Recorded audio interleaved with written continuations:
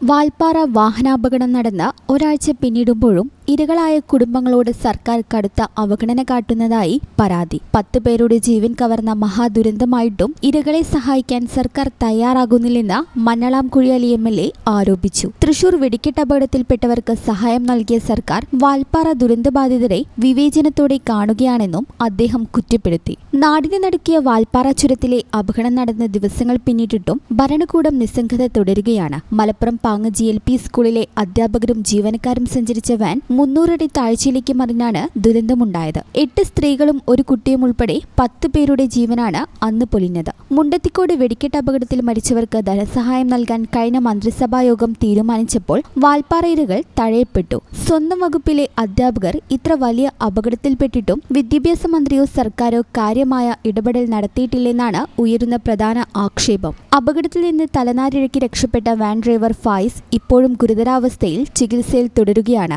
ലക്ഷക്കണക്കിന് രൂപ ചികിത്സയ്ക്കായി വേണ്ടിവരുമ്പോൾ ഈ കുടുംബത്തിന് താങ്ങായി മാറാൻ സർക്കാർ സംവിധാനങ്ങൾ തയ്യാറാകുന്നില്ല. പ്രഖ്യാപിച്ചിട്ടില്ല. തൃശ്ശൂരൊക്കെ വളരെ പെട്ടെന്ന് പ്രഖ്യാപിച്ചു. അതിൻ്റെ ഒരു ഫീല് നമുക്കുണ്ടായി. ഒരാഴ്ച കഴിഞ്ഞു നമുക്കൊരു ഒന്നും ഇതുവരെ ഉണ്ടായിട്ടാണെന്നുണ്ടെങ്കിൽ ഞങ്ങളുടെ ഇടയിലൊക്കെ ഉണ്ടാകുന്നുണ്ടല്ലോ. ഈ സർവശിവത്തിന് തീരുമാനം എന്താ? സർവശിവ യോഗത്തിൻ്റെ തീരുമാനം പ്രധാനമായും സർക്കാരിൽ നിന്നോട് വീണ്ടും ആവശ്യപ്പെടുക, നമ്മുടെ നിർബന്ധമായിട്ട് സർക്കാർ സഹായിക്കണമെന്ന് ആവശ്യപ്പെടുക. അതുപോലെ തന്നെ മറ്റുള്ള ട്രീറ്റ്മെൻറ്റും കാര്യങ്ങളൊക്കെ ഞങ്ങൾ കണ്ടിന്യൂ ചെയ്ത് പോവുക, ഏകീകരിക്കുക. അതിന് വേണ്ടിയിട്ടാണ് എല്ലാവരും നിയമസഹായങ്ങളിൽ തന്നെ വേണം, ഇൻഷുറൻസ് ഉണ്ടാവണം. അതുപോലെ തന്നെ മരണപ്പെട്ട ഉദ്യോഗസ്ഥന്മാരുടെ ആശുപത്രിക്ക് ജോലി ഇങ്ങനത്തെ കാര്യങ്ങളൊക്കെ നേടിയെടുക്കാൻ വേണ്ടിയിട്ടുള്ള ഒരു കമ്മിറ്റി അനുസരണം ഉണ്ടാക്കി.